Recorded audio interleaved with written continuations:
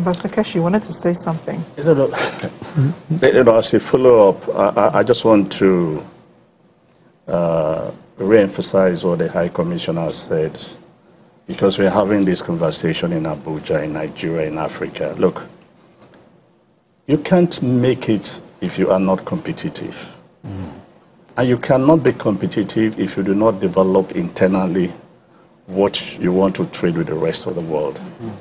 You know, one of the challenges we have with AGUA, for example, is the fact that as good as AGUA is said to be, many African countries are not benefiting from it because they actually have nothing to trade with the United States, and they are not using the AGUA facility. So it goes also, if we want to improve inter-Commonwealth trade, we almost have something to trade with each other. You know, as there's going to be one dominant power that probably dictates the, the tone. So it goes back to what the question that was asked, that was told to the president, that we need to do more internally, not just in this country, but in the number of Commonwealth countries, Jamaica and the rest, to improve our own condition. When you do that, the youth will probably, by the way, the youth will continue to travel, but not as large. No, yeah, it's not as large. As they are doing today. And if we create that environment, but also open up the space, there'll be better migration of, talents and skills than what we currently are currently experiencing. Now, a large number of those youths are leaving from Africa, but we haven't heard of, any migrations from Jamaica. How is your government keeping people in? No, we face a similar problem. I think the proximity of North America to Jamaica causes a situation where those are the main destinations for the youth leaving the country. But yes, I think it's a common problem to all developing countries that the youth are in search of opportunities, and they find ways of, very often illegal ways of getting into other countries. So, I think the whole issue of sustainable development, the whole idea of having a fairer world is one in which we envisage a world where in which opportunities can be created for the youth. I'm glad that one of the things that was emphasized in the communique is youth empowerment.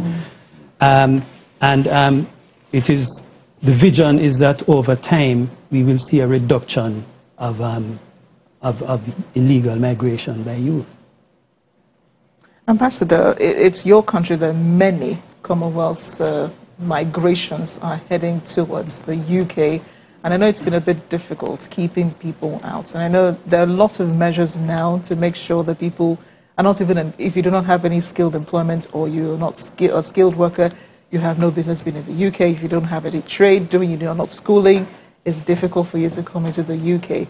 How is the Commonwealth helping to keep people in their countries, especially countries where you find many young people migrating from?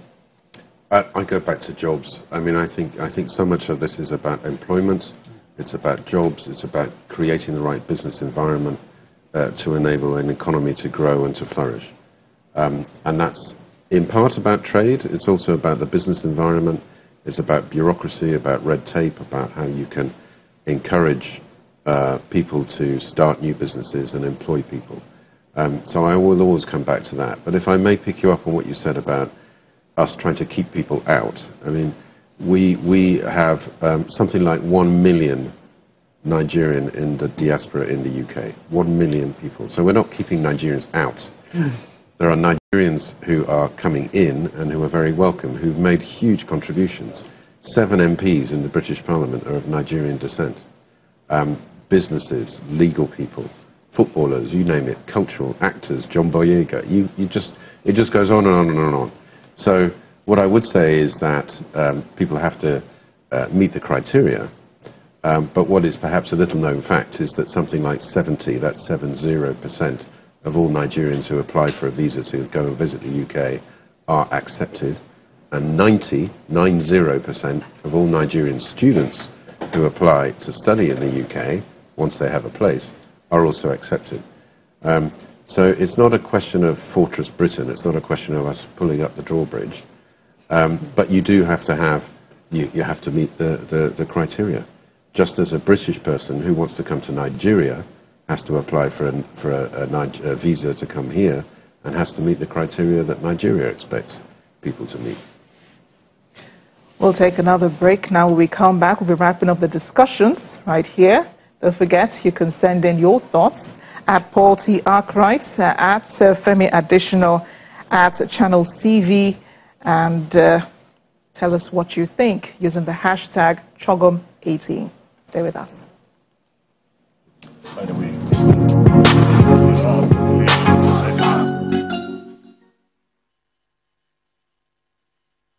the Commonwealth has been a fundamental feature of my life for as long as I can remember, beginning with my first visit to Malta when I was just 5 years old. I consider myself fortunate over the years to have been able to meet and talk with so many of the giants of the Commonwealth: Jomo Kenyatta, Pierre Trudeau, Kenneth Kaunda, Julius Nyerere, Lee Kuan Yew, and many more. On the foundations they laid, and so, ladies and gentlemen, I pray that this Commonwealth Heads of Government meeting will not only revitalise the bonds between our countries, but will also give the Commonwealth a renewed relevance to all its citizens, finding practical solutions to their problems and giving life to their aspirations.